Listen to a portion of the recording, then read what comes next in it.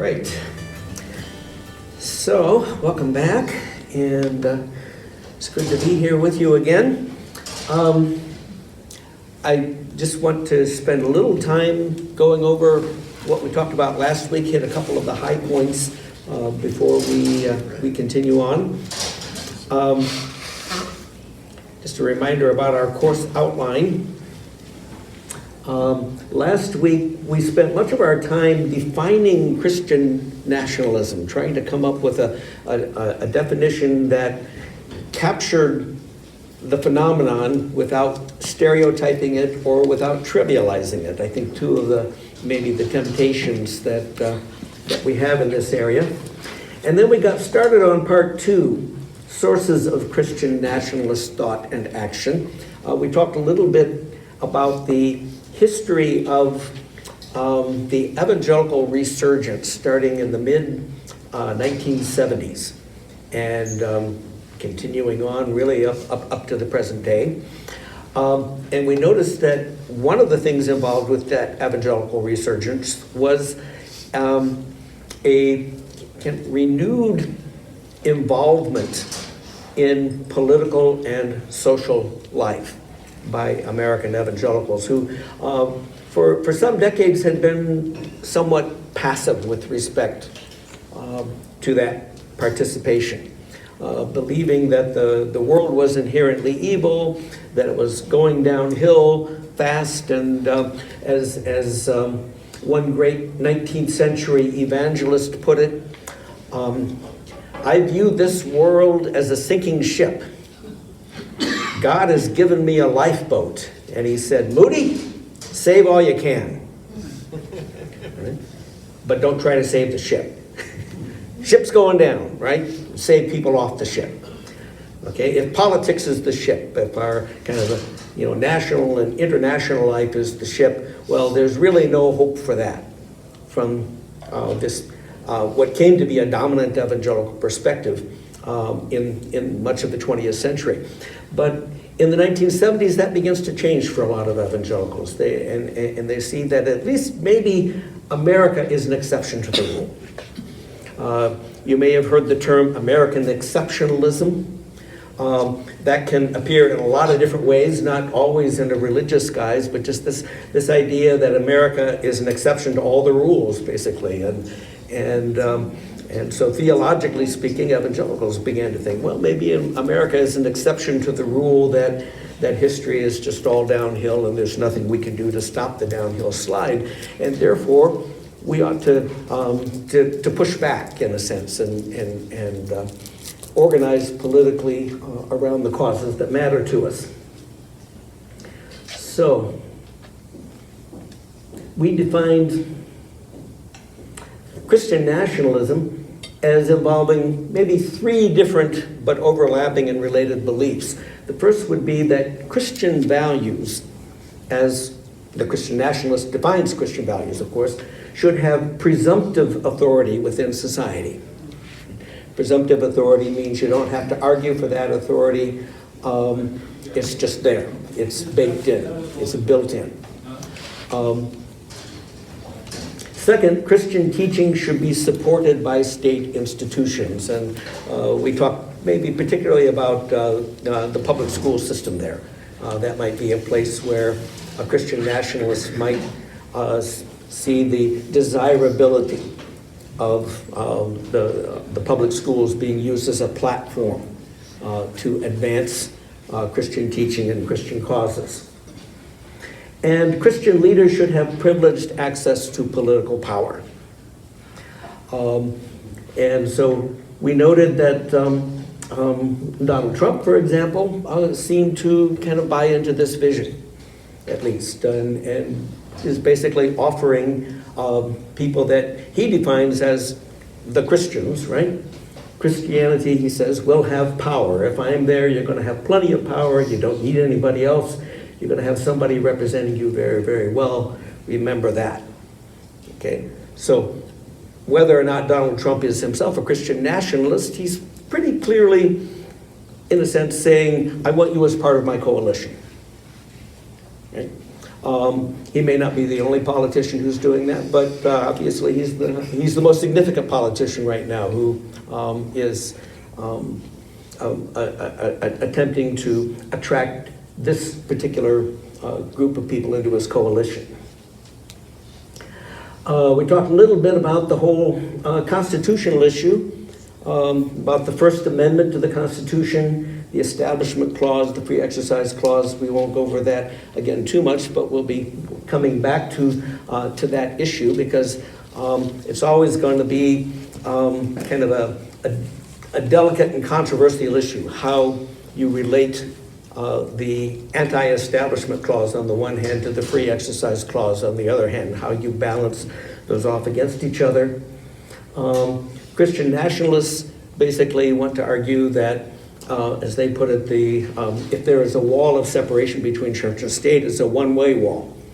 It keeps the state from governing the church, but it shouldn't keep the church from, in a sense, having power politically. And then we talked about that for modern forms of Christian nationalism, this is not necessarily the case everywhere and at all times, but the form of Christian nationalism that's relevant right now in the United States would tend to define the Christianity in question, the Christianity that they want to have this privileged position, as very conservative theologically, politically, culturally, with an emphasis on traditional family values.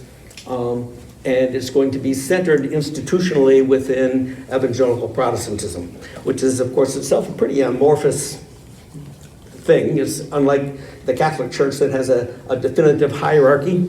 Evangelical Protestantism is kind of diffused over lots of different denominations, many of which don't have much central authority even within a denomination. But as we'll see, it puts a lot of power in the hands of charismatic individuals who can step forward and, in a sense, assert leadership and take the microphone, so to speak, and say, we represent Christianity. We also noted that there's a Roman Catholic version, which is in itself important and very interesting, but we're going to focus mainly on the Protestant version.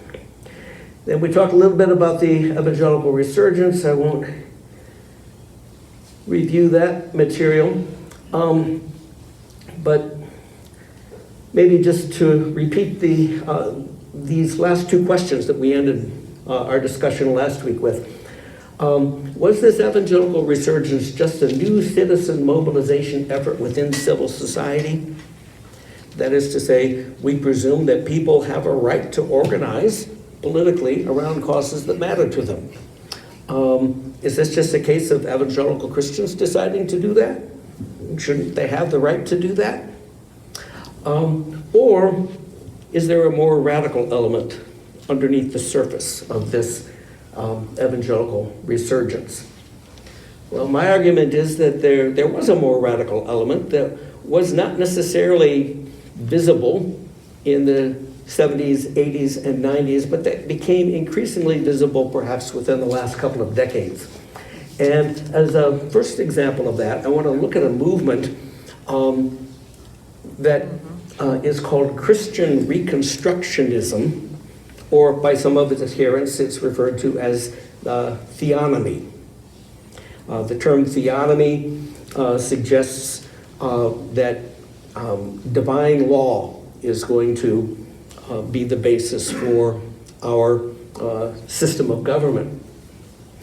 And this is a perspective that was advanced from the 1940s on, but particularly in the 1980s and 90s by a man named Rousas J. Rushdoony. Anybody ever heard that name? Okay, it's a strange-sounding name. I think it was probably originally his parents were maybe Rushdoonian. They were Armenian refugees from Turkey who fled Turkey before the great Holocaust, the massacre of Armenian Christians by Turkish secularists. So he was raised in an environment. His father, I think, was or became, when he came here, a Protestant minister. So he was not Armenian Orthodox. He was already a Protestant, and so Usas Rushdoony was kind of raised in that environment with a strong suspicion of secularism, and a sense that Christianity, as he understood it and as his family understood it, was under attack. He himself became a Presbyterian minister. He gravitated increasingly toward very conservative forms of Presbyterianism. He was described by one commentator as a man who fused a militant Christian gospel with a visceral antipathy to the modern state. So he was a very politically engaged person. He cared about politics and economics and social life, but he became convinced once again that society was kind of headed downhill, that a lot of the changes that society was undergoing in the 1950s and 60s and 70s were negative as far as he was concerned. They represented a disastrous departure from, a wholesome way of life. The growth, as he saw it, of government, the intrusion of government into different areas of life, was something that he felt should be resisted. He had a career as a pastor, but eventually kind of left pastoral work to found a foundation, the Chalcedon Foundation. That word Chalcedon, some of you, it may ring a bell. It is the name of a city in Asia Minor, where an early council of the church was held that made some decisions about Christology. The fact that Asia Minor, of course, is present-day Turkey, probably has something to do with the fact that he focused on that name. But he also interpreted the decisions of Chalcedon about Christology as kind of providing a basis for his theological assertion that Christians need to take politics and economics and society seriously and be involved. So the Chalcedon Foundation put out a newsletter called the Chalcedon Report. I used to get that.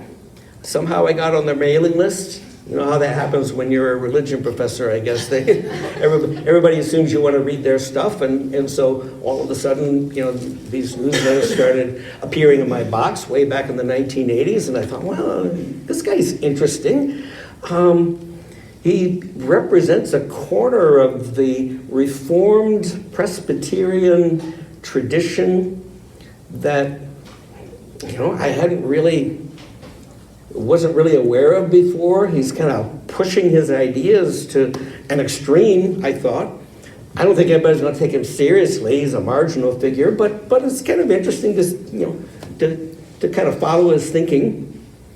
Apparently, a lot of other people were reading Rushdoony and taking him much more seriously.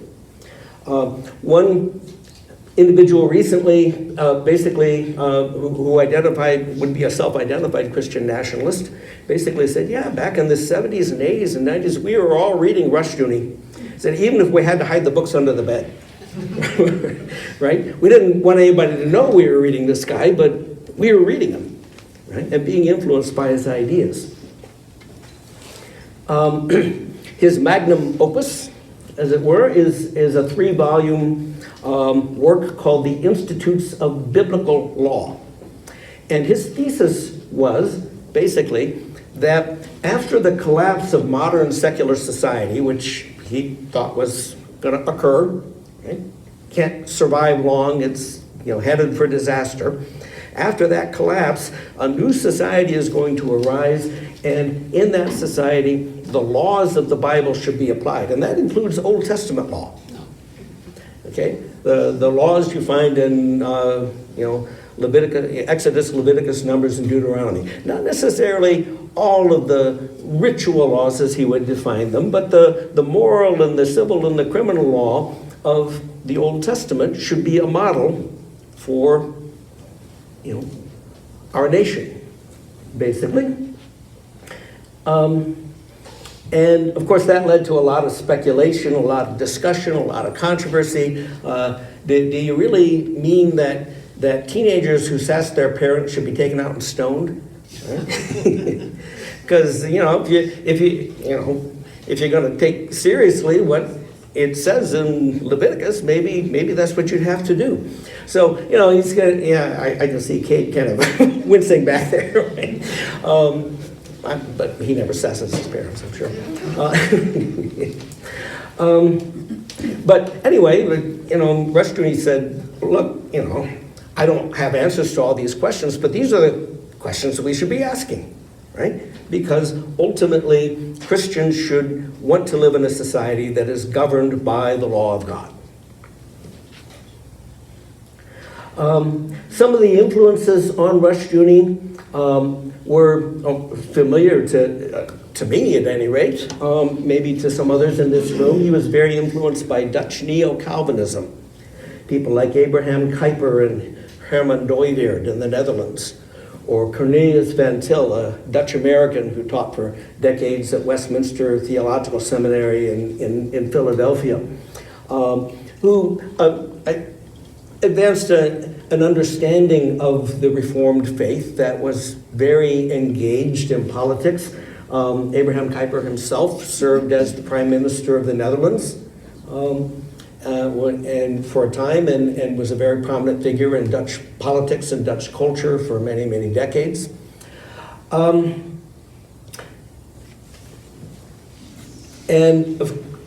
was educated at Calvin College in the late 1960s and early 1970s in a tradition that was very strongly shaped by the Kuyper tradition. But what I was taught, I suppose you'd say, is that Kuyper wanted to accept and embrace a pluralistic society.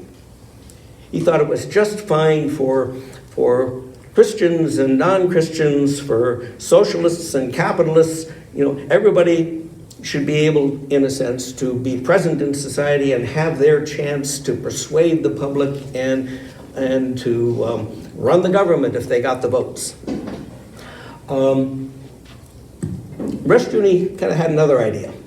Ultimately, he said that Christians should aspire to dominate, right? Not necessarily to share power with people of other perspectives, but to dominate society. I don't think Kuyper, of course, never had a chance to comment on Rushdoony. Dooyeweerd didn't, as far as I'm aware. Cornelius Van Til was aware of Rushdoony's ideas and kind of said, no, that's not exactly where my thought was headed, but it's where what Rushdoony took, you might say, from Van Til. But he wasn't just influenced by these Dutch neo-Calvinists, he was also influenced by libertarian economics, the so-called Austrian school of economics. Some of you, if you're familiar with this tradition, might be familiar with names like Ludwig von Mises and Friedrich von Hayek and Milton Friedman. Economists who very strongly believed in free enterprise and in government staying as much as possible out of economic affairs, with a very light regulatory hand, you might say. Hayek wrote a book called The Road to Serfdom, and he thought that the road to serfdom began with the New Deal, in a sense, and that the growth of government during the New Deal and the Second World War was kind of a harbinger of increasing tyranny and repressiveness. And so, politically speaking, he was all about making government smaller and getting government off our backs. Government is the problem, not the solution. Another element in Rushdoony's thought, and this is maybe the most controversial element, is what we might call neo-Confederate theology. We're We're in a Presbyterian environment here, so we got to say Presbyterians got to take some responsibility for this one. Robert Louis Dabney was a 19th century Southern Presbyterian theologian who, before the Civil War, defended slavery. During the Civil War, he defended the Confederacy. After the Civil War, he continued, in a sense, to defend the Confederacy as having been a basically sound approach to modern life, and so he's kind of instrumental in creating kind of the myth of the lost cause, as some people would call it. Rushton found Dabney's thought in many ways very attractive, and he picked up a lot of elements from it. This made his thought somewhat controversial. His comments on slavery and patriarchy and his disturbingly positive views of some of those institutions made him controversial even among some of his own followers. But that element is very definitely there in his thought. And I mention that because it's going to crop up later on in some of his contemporary followers as well. Rushton became very concerned with the American educational system. Public education for him was not such a good thing if it's going to be run by a government that conceives of itself as a secular government. He wrote a book in 1963 called The Messianic Character of American Education, in which he argued that secular public education is not neutral. Right? The idea, of course, is that the public schools should be neutral as between different religions, different religious perspectives and practices. He says that's impossible. It can't be neutral, and it isn't neutral. And therefore, Christians should seek an alternative to the secular public education system for the education of their children. In 1981, he published a book called The Philosophy of the Christian Curriculum, which attempted, in a sense, to put some of those ideas into practice. And his idea was that the normal pattern for Christians should be to homeschool their children, right? Not send them to schools run by somebody else. Christian schools would be a better alternative than the public schools, but homeschooling would be the best alternative of all. And in that book, he says, the student must be schooled to see every legitimate area as an area of necessary dominion. He must be taught that the people of God must assert the crown rights of King Jesus over every area of life. There can be no compromise nor any diminution of this goal. So he uses the word dominion there, and that's the word we're going to see crop up again and again. Right? The idea that we should be instilling into the minds of our children as we educate them is that Christians should seek to have dominion over society. Now, in order for that to take place, of course, you're going to have the ideas and the policies, the understanding of the world that is necessary. Right? You can't exercise dominion unless you know what you're exercising dominion over. And so some of his followers, some of his disciples, like Gary North, for instance, founded institutes to kind of study things. The Institute for Christian Economics. Gary North was not only his follower, is also his son-in-law. He married one of Rushton's daughters. Didn't always get along with the old man.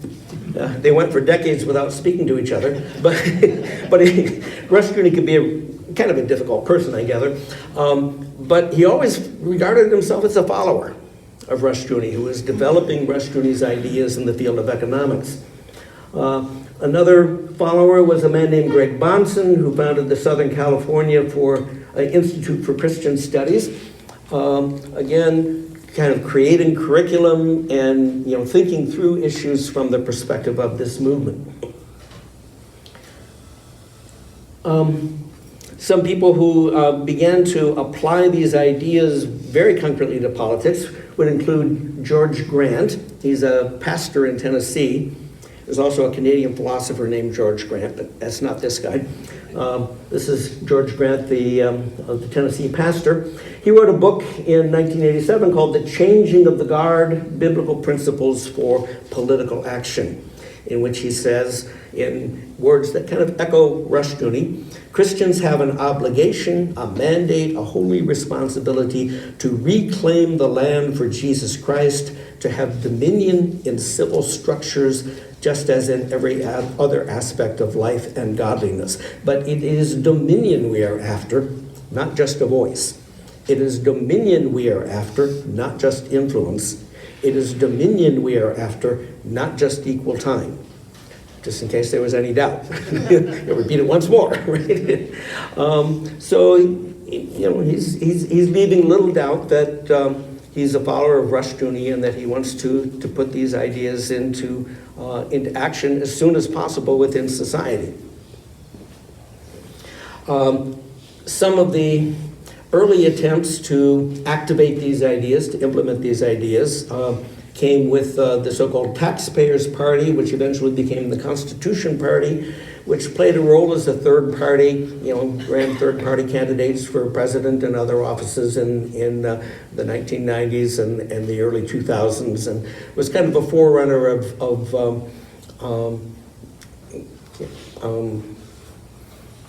what's the term I'm fishing for? The movement during the early Obama administration. The Tea Party. Tea Party. The Tea Party movement, right, thanks.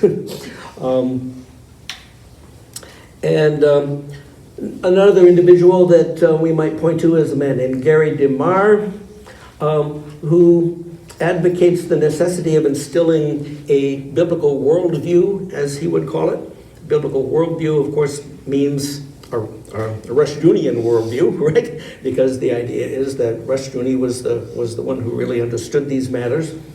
And so, we should kind of run institutes and study centers and summer camps and whatever else we need to do to instill these ideas into people so that they'll then take them out and put them into action.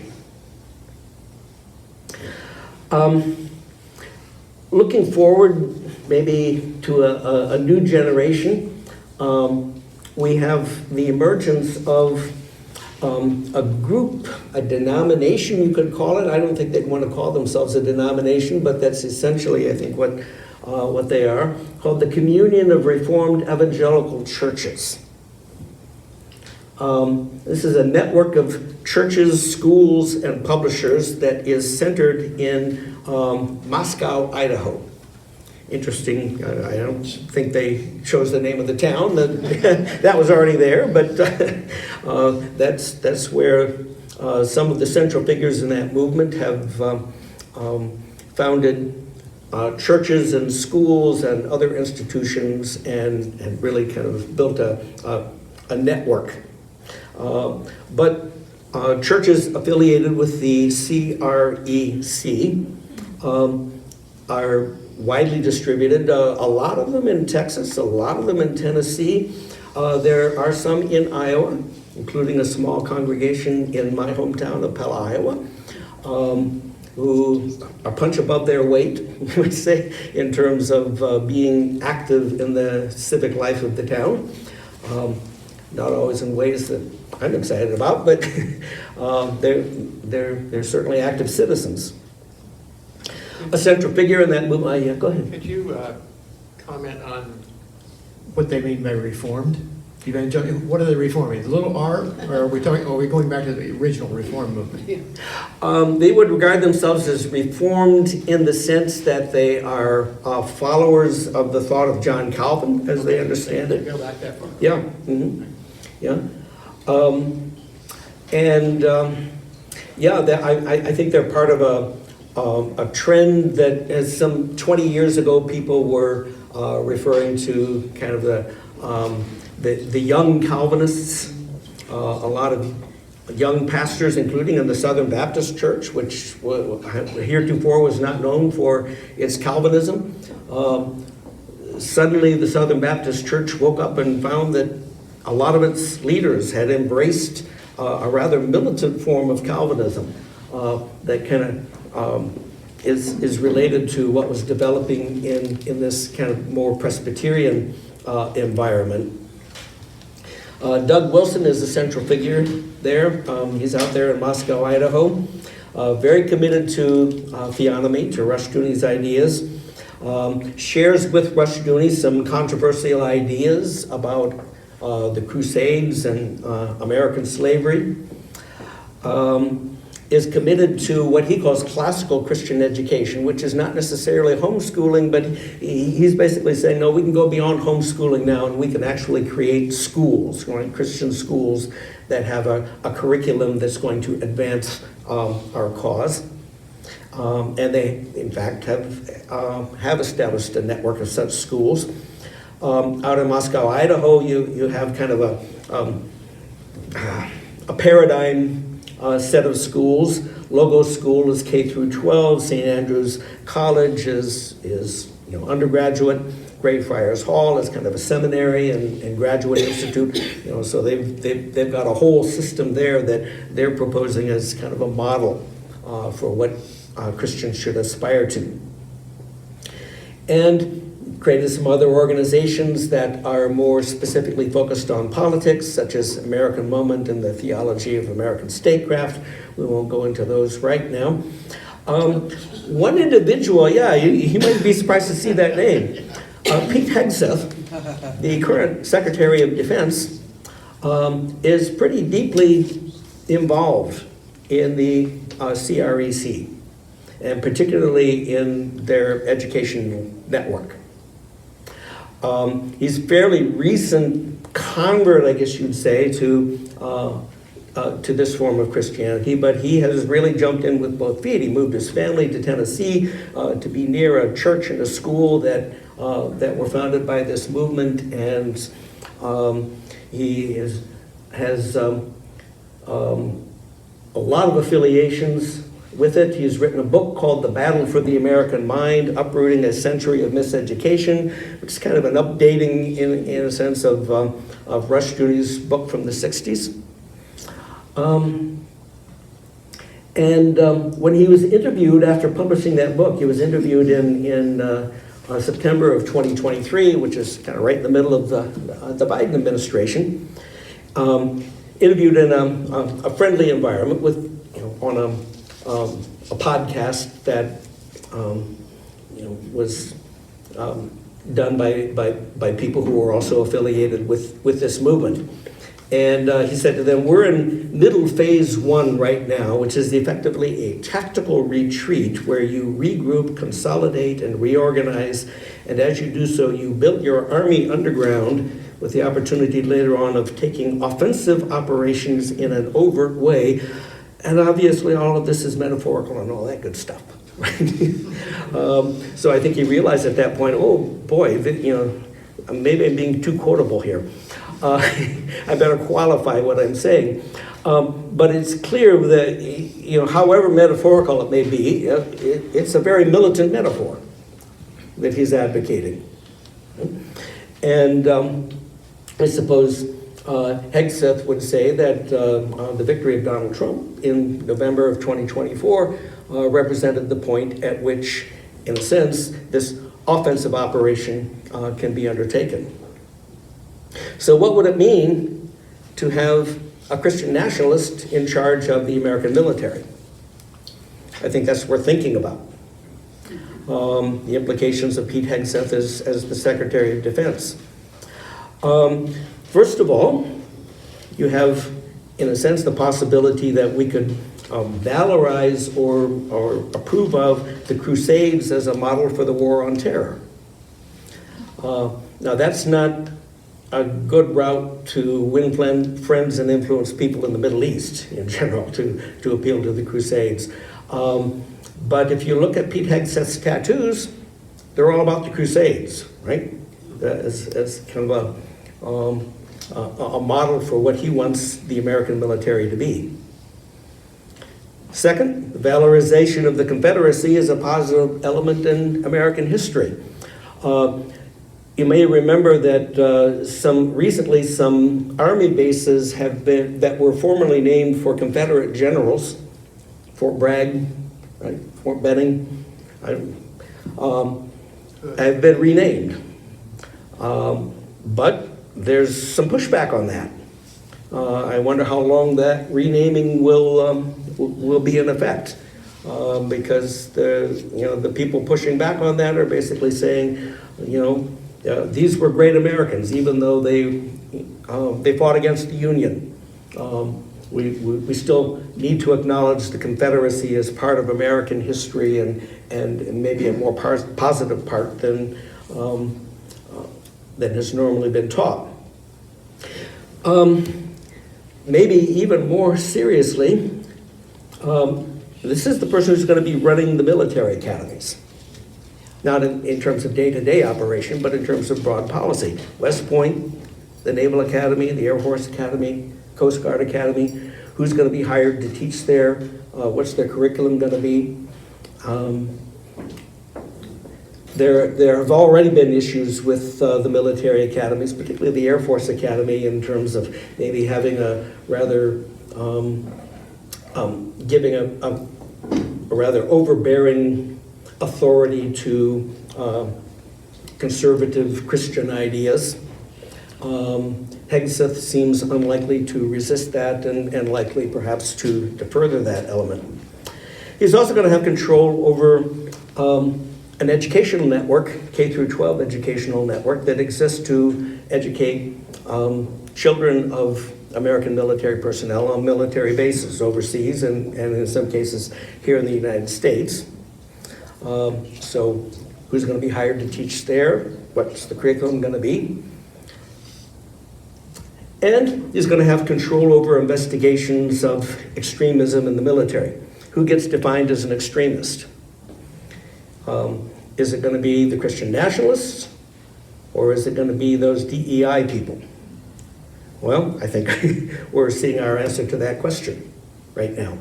There's going to be no investigations of anybody associated with the Christian nationalist movement, but there's going to be a rather aggressive purge of anybody who is associated with diversity, equity, and inclusion. Well, I want to move ahead. Got to keep track of my time here. We need a clock on the back wall there for people like me who tend to rattle on endlessly. But I want to move to another individual who's played, I think, an important role in the rise of modern Christian nationalism. That's a man named David Barton. Anybody heard of him? His organization is called Wall Builders. I think the reference there is to the rebuilding of Jerusalem after the return from the Babylonian exile, and the idea that it says building a wall to keep the aliens out, so to speak, was an important aspect of keeping the purity of this revived nation of Israel. Well, who is David Barton exactly? Well, he's someone who argues for the Christian foundations of America. America, he argues, was founded as a Christian nation, and its founding documents should be interpreted with that idea in mind. Back in 1992, he published a book called The Myth of Separation. The separation he has in mind there is the idea of the separation of church and state.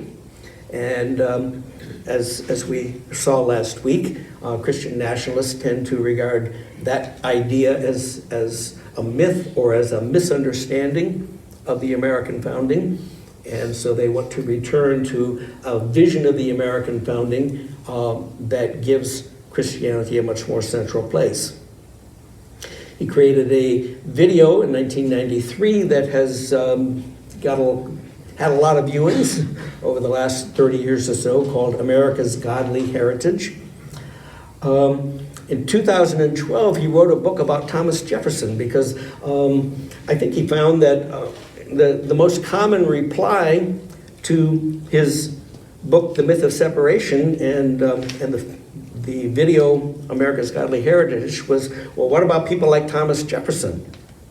Jefferson was not a Christian, at least not in the Orthodox sense, and he seemed to talk a lot about the separation of church and state. That phrase, in fact, comes from a letter that he wrote to a group of Baptists, kind of celebrating the meaning of the First Amendment when he was president.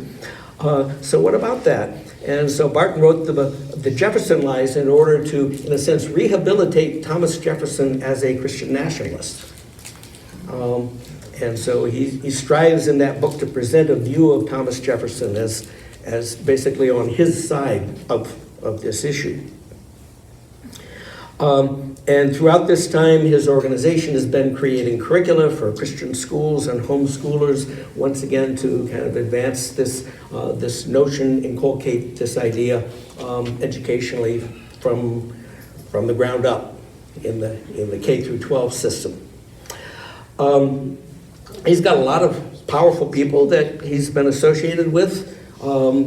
People like Glenn Beck, Ted Cruz, Mike Johnson, current Speaker of the House of Representatives, is a big fan. Mike Huckabee, Newt Gingrich, they all have spoken highly of David Barton. Basically, they will tell you, if you ask them, or even if you don't, they will tell you that David Barton is the greatest American historian of our generation. There's only one problem. David Barton is not a historian. He did not major in history in college. He has never taught history, American or otherwise. He was I think he studied math education and educational administration, which are perfectly respectable fields, right? But that's not American history. And not surprisingly, historians will note that a lot of what he has to say seems to be a product of confirmation bias, right? A tendency to read history or read historical documents with the idea of finding evidence for his thesis and ignoring anything that doesn't fit the thesis. Catherine Stewart, investigative journalist for the New York Times, who has written a great deal about this subject, talks about Bartonian historiography. That's a mouthful. Bartonian historiography. But that basically means, his view of American history, the framework, right, through which he views American history. And she argues that for Barton, there's a golden age, right? The age of the founders, and that golden age is going to extend through the 19th century and on maybe into the first half of the 20th century, when America was, in fact, a Christian nation, in his view. That's going to be followed by a fall, right? In the 1940s and 50s and 60s, you have this series of Supreme Court decisions that increasingly interprets the religion clauses of the First Amendment to require something like a separation between church and state. And the primary example, the most, you might say, impactful example is going to be the exclusion of mandated school prayer and mandated Bible reading in public schools. Engel versus Vitale in 1962 and Abington versus Schempp in 1963 are those two decisions. And Barton is going to argue that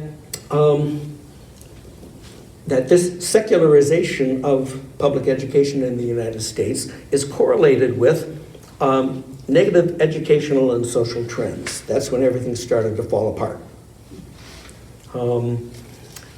He has noted that there has been a steady decline since that date in SAT scores among American students.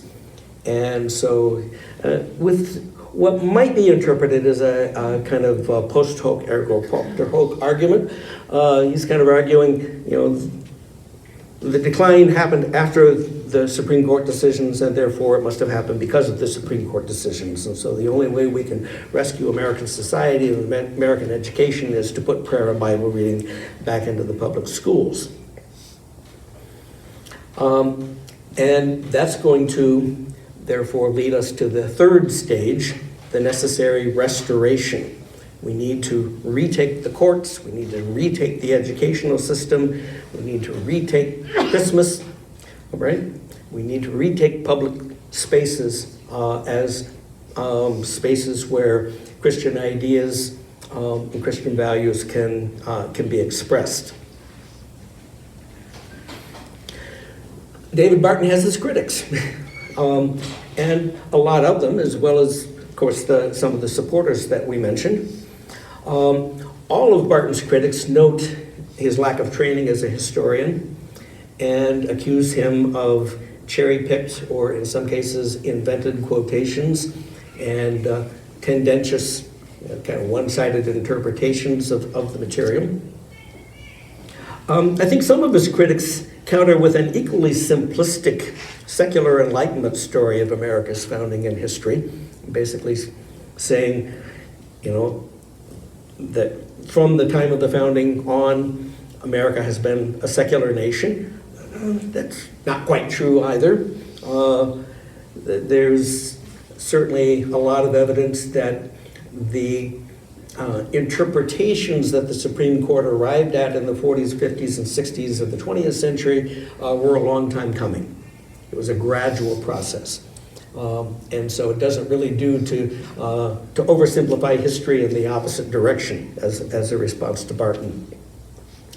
I think some of his critics recognize that. They recognize that this is an issue that is a complex issue in American history, and that religion clause jurisprudence, if you want to call it that, has been very gradual in its development. One of the best books, I think, on this subject is a book by a man named John Fay, who is a history professor at a Christian college in Pennsylvania, himself an evangelical Christian, but an actual historian, I say, whose book, Was America Founded as a Christian Nation? A Historical Introduction, is, I think, a pretty careful and responsible analysis of the historical record.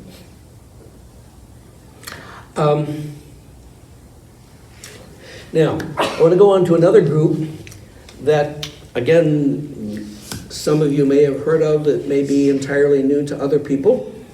I want to use this term, the New Apostolic Reformation, as our kind of catch-all term. Anybody familiar with that? Okay, a couple of people maybe. The New Apostolic Reformation is a movement that is rooted in Pentecostalism and in the charismatic renewal movement, Neo-Pentecostalism, as we called it back in the 60s and 70s. Pentecostalism, of course, is a form of Christianity, a form of Protestantism that has experienced explosive growth in America and in the world as a whole, to the point where it's really kind of established its identity as a distinct and numerically successful form of Christianity. Primarily in the 20th century. There were movements in the 19th century that foreshadowed Pentecostalism, but most of its origins and growth can be traced to the 20th century, and a lot of them to the United States of America. Within Pentecostalism, there's a great deal of emphasis on the exercise of spiritual gifts, the spiritual gifts that are talked about, say, by the Apostle Paul in 1 Corinthians. In particular for them, the gifts of prophecy and the gifts of apostolic authority are very, very important. So they would say that some have the gift of being pastors, and that's okay. Some have the gift of being teachers, and that's all right too, but that's kind of the boring stuff, right? The really interesting stuff happens with the people who have the gift of prophecy or the gift of apostolic authority. And those are the people that we need to be raising up right now and listening to. So, Yeah. is that always self-declared? Within this movement, yeah. So Yeah. anybody can. Well, yeah. That's the. In a sense, there are only informal institutions to validate people's prophetic gifts, right? So anyone who considers himself or herself to have the gift of prophecy can do it, right? And then if people listen to you and take you seriously and in a sense enfold you in their network, then you become a prophet. Now, if they just think you're crazy and they ignore you, then that's going to be a sign that maybe you're not a prophet. But who is the they that gets to decide? Well, that's the big question, right? So even the network of people who can approve you as a prophet or an apostle is kind of self-declared and self-selected in that sense. There's no official hierarchy. There's no such thing as the apostolic succession within Pentecostalism. One of the earlier archbishops of Canterbury in the 20th century once commented somewhat sarcastically, perhaps. He said, we Anglicans have the apostolic succession. We'll leave the apostolic success to the Pentecostals. A wry comment, perhaps, that the Pentecostals are getting all the converts, and those are the growing churches, and seemingly the vital churches. But they don't have anything like the official, historically rooted structures that you find in, say, Anglicanism or Catholicism or even Presbyterianism, where we like to do things decently and in good order, right?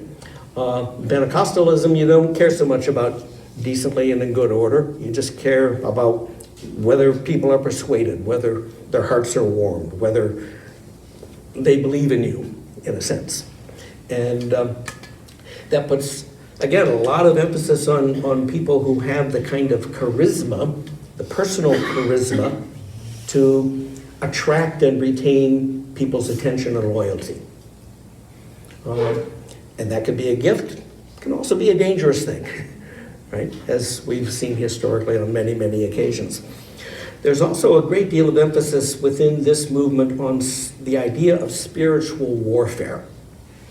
The idea that events in history are not just unfolding out of a kind of a process of natural causation. That behind the events of history, there's actually a spiritual war going on. Okay. Warfare in high places, so to speak. And that properly gifted and authenticated prophets and apostles should be able, in a sense, to participate in that spiritual warfare on the right side, on God's side, and against the demonic forces that are opposed to God. One way in which this has come to expression in terms of Christian nationalism is with the so-called Seven Mountains Mandate. Sometimes people will talk about Seven Mountains Dominionism. Again, another kind of mouthful, but once you unpack it, you kind of see where these folks are coming from. It's basically a call for Christians to take dominion in various aspects of society. The seven mountains, in a sense, are seven areas of influence within society. The family, the church, education, business, the media and the arts, and entertainment, and government. And of course, government is maybe of all of those the most powerful because it has means of enforcement at its disposal. There tends to be a link here to go back to some issues that we talked a little bit about last week, to a post-millennial eschatology. That is the idea that Christians are called to prepare the world for the return of Christ, and therefore, in order to do that, they need to seek power. Right? They need to be able to influence the course of events in the world, not just by talking about them or preaching about them, but actually doing something about them.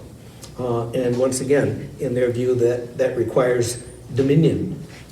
And there's a real strong tendency within people associated with the New Apostolic Reformation to identify Donald Trump as a key figure. He's the person who, in a sense, has opened the door for us to take dominion on the mountain of government. Well, where do these ideas come from exactly? Some key figures in this new Apostolic Reformation world, Seven Mountains world. One would be a man named C. Peter Wagner, who was a missiologist, someone who studied the history and the theory of Christian missions. Taught for many years at Fuller Theological Seminary. I think Fuller always kind of regarded him as not too sure about this guy, but he was able to use his position at Fuller as a kind of respectable basis to advance a lot of the basic ideas of the movement. One of his young cohorts, a man that he kind of took into the movement and mentored, was a man named Lance Wallnau. And he's the person who's the real propagator of this Seven Mountains concept. He in his telling, it was something that he heard about that has its roots way back in the 1970s and some evangelical leaders of the 1970s, but it wasn't much talked about until he kind of created the Seven Mountains meme, as you might call it. And it caught people's imagination. It was a way for them to visualize what he was talking about that turned out to be very, very powerful. Another individual who's very much a part of this world, and I put her name in color because, once again, she's in a position of influence right now within the current administration. That's a woman named Paula White. One thing about the New Apostolic Reformation, by the way, in comparison to the movements that we were talking about earlier, it tended to be much more open to the participation of women at very high levels. So you got to say that for them. But Paula White is the current religious advisor to Donald J. Trump. She's the director of his White House Faith Office. She occupied that role briefly in his first administration, was immediately invited back in his second administration. She is not necessarily a central figure in the New Apostolic Reformation world. She comes more from the prosperity gospel side, but she has opened the door, you might say, to a lot of the NAR people to have access to the Trump administration. If you see a picture of Trump praying with a whole bunch of clergymen, most of those are going to be people associated with the New Apostolic Reformation. What are her credentials? Sketchy. Like a lot of people in this movement, she's kind of self-educated, theologically speaking, and it was through her charisma, right, that she rose to influence as a preacher and then as a kind of political figure. Yeah. How does that work in the patriarchy? Well, that's a good question. Repeat the question. What's Repeat the question. Okay, yeah. The question was, how does the elevation of a figure like Paula White work within the patriarchy? I would say that Doug Wilson and the Communion of Reformed Evangelical Church people are asking the very same question. That not everybody in this movement always gets along with everybody else in this movement. I think it's important to say that. The kind of the Rushdoony, Theonomy, Reconstructionist people don't always get along with the NAR people. But they're allies, right? Like any political movement, right? If you work with your allies, but then, you can kind of get your digs in. And so when Paula White was appointed as the director of the White House Space Office, Doug Wilson immediately came out and said, "Why did he do that?" You know, I could name a whole bunch of people who would be better than Paula White, and of course all those people would be males. Because that aspect of the tradition tends to be very patriarchal. NER perhaps less so. Make of that what you will. Another individual who's been influential as a prophet is a man named William, or usually referred to as Dutch Sheets. I don't know where the Dutch comes from. But in 2022, not that long ago, he authored as a kind of prophetic document something called the Watchman Decree, which has become almost like a loyalty oath to, you know, the Christian nationalist movement for a lot of people. It enlists them, in a sense, to support that set of goals and to resist anything that stands against their goals. And a lot of people have taken that pledge, you might say. So it's become a fairly important document in that world. A couple of people who are not themselves perhaps NAR people, but who have really attached themselves to the movement and used it as a platform for themselves would be Mike Flynn. I don't know whether you remember Mike Flynn or not. He was briefly Donald Trump's national security advisor in his first administration, had to resign because of his contacts with the Russian government, but has made his comeback in a way as a strong supporter of Christian nationalism. He would describe himself, I'm an Irish Catholic boy, I'm not one of these Pentecostals, but he's certainly surrounded himself with lots of people who are associated with the New Apostolic Reformation. And Charlie Kirk, the founder of Turning Point USA, is another individual. Turning Point USA, of course, is it's hard to describe what it is in a way. It's obviously an organization that engages in advocacy and engages in education from a very MAGA point of view, right? He would regard himself and his organization as very strong supporters of Donald Trump, but with this added twist that now he has become also kind of an adherent of Christian nationalism as understood by the New Apostolic Reformation. In order to maybe illustrate how these ideas can have an impact, I think it's kind of helpful maybe to think about the role of the New Apostolic Reformation and its ideology and people who were followers of it on January 6, 2021. And I think that there's a kind of a logic, if you will, to the thinking that goes on within this movement. The logic would go something like this. Donald Trump's victory in 2020 was prophesied as God's plan. There were a lot of prophets before the 2020 election who said Donald Trump is going to win. Despite what the polls say, despite everything else, Donald Trump is going to win. God said it. Right? A valid prophetic word can't be wrong. Now, there are invalid prophetic words, they would say, right? There are people who get it wrong, but we usually identify those and basically say, well, I guess you're not really a prophet, right? But a whole lot of people whose prophetic gift we recognize as valid said that Donald Trump is going to win, right? And the prophetic word cannot be wrong. Therefore, Trump must have won in reality. You don't really need to argue that point, right? It's just self-evident that Trump won because God said Trump was going to win, right? No matter what, you know, the tabulations say, okay, Trump must have won that election.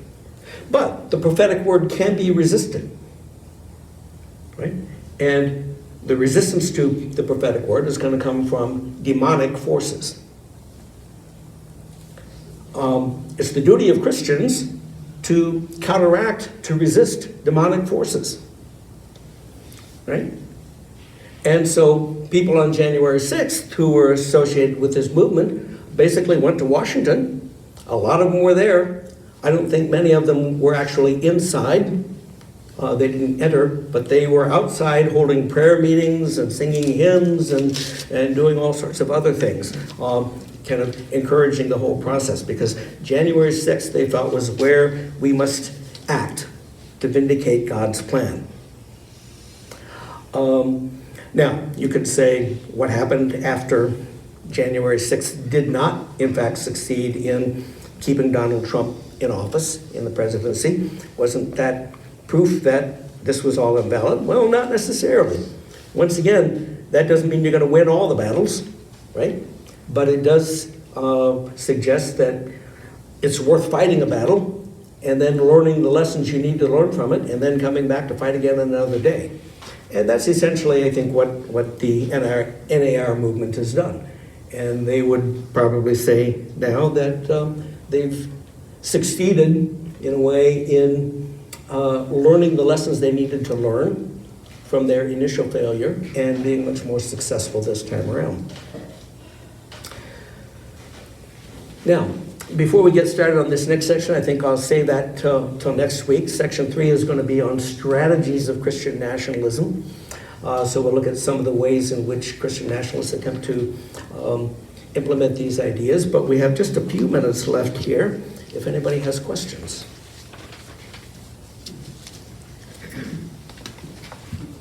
What are the connections between the NAR and groups like the Proud Boys and other sort of militant groups? Yeah, that's a good question. I'm really not an expert on that. I suspect that, once again, people in the NAR would kind of say, well, we don't necessarily like those people, but we kind of need them as part of our coalition.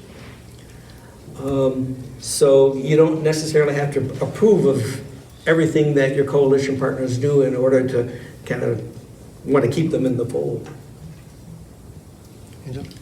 I had a question about, if only because we just got an email, if you're affiliated with the school district, about school choice, which feels like in many ways it's the other side of the coin to like this notion of homeschooling in Christian education. And so I'm curious the connection, or what connection do you see between kind of school choice and some of the, I'll say, hostility to public education that is part of the kind of identity of Christian nationalists? Yeah. Mm-hmm. I guess I would say that, first of all, that the idea of school choice doesn't necessarily,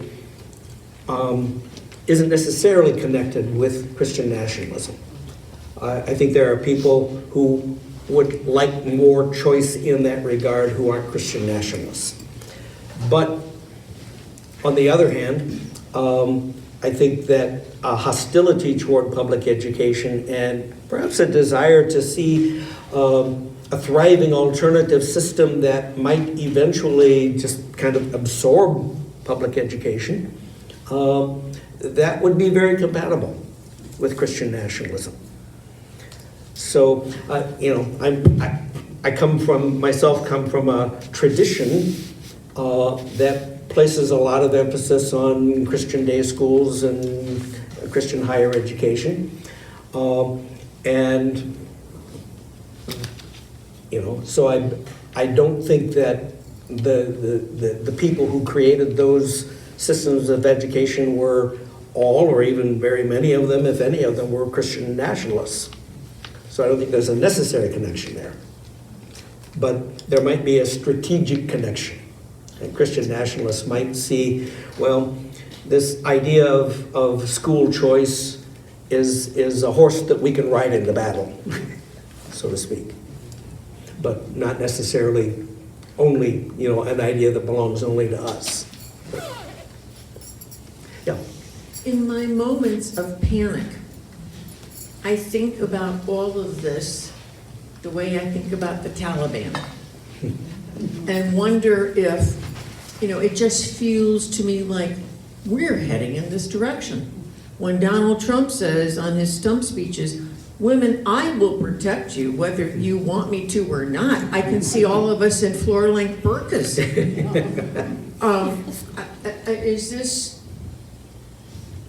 does this feel like this is the kind of rigidity and theocracy we're heading toward? It's hard to imagine someone from Donald Trump's background wanting things to head in that direction. But I would say that I don't believe that Donald Trump really is a Christian nationalist himself. He's someone who, again, is happy to have Christian nationalists as part of his coalition, and he's willing to give them some of what they want, but not necessarily to go all the way with what they want. I guess I meant this movement in government, because then we've got Vance, and we've got Mike Johnson, and it just, not just Trump, it just all seems to be barreling towards this. Mm-hmm. Yeah, and it's hard to say, I'm learning basically in my old age never to say never.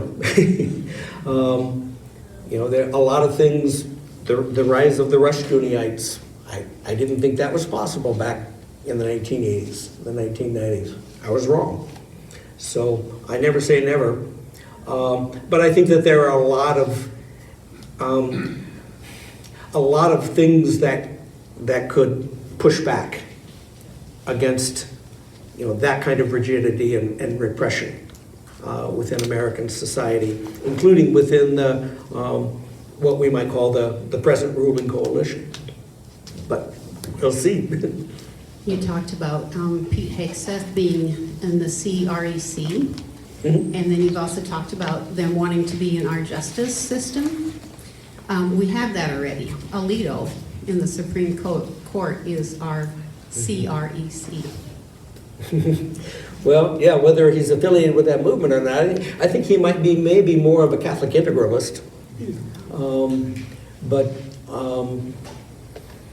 Yeah, I think because there's an openness to those ideas on the Supreme Court. And that's why the tendency toward a more separationist approach to church-state issues has already been reversed, and before Donald Trump ever came to office, that was the case, just by the Supreme Court basically saying, we want to move the dial back in this other direction. And how far back in that direction we're going to go is something we're going to be talking about next week. I think we just have time for one more question, Becky, or well, Bill, go ahead. So can you correlate all of this to Jesus Christ when the Romans asked him and they were trying to trap him, the Jews are trying to trap him, well, who is your honor to, and who should you pay taxes to? And Jesus Christ said, whose head's on your coin? And they said, well, the Roman, Caesar. Said, pay unto Caesar what's due Caesar, pay unto God what's due to God. How do you correlate this? Because Jesus Christ wanted nothing to do with politics. Yeah, excellent question. And I'm going to say we're going to get to that next week because we're going to look concretely at some of the ways in which these ideas are entering government, but also we're going to step back and maybe suggest some ideas about how we should assess the movement in terms of the gospel as you're proposing. Okay. Yeah, so come back next week. Thank you again, David.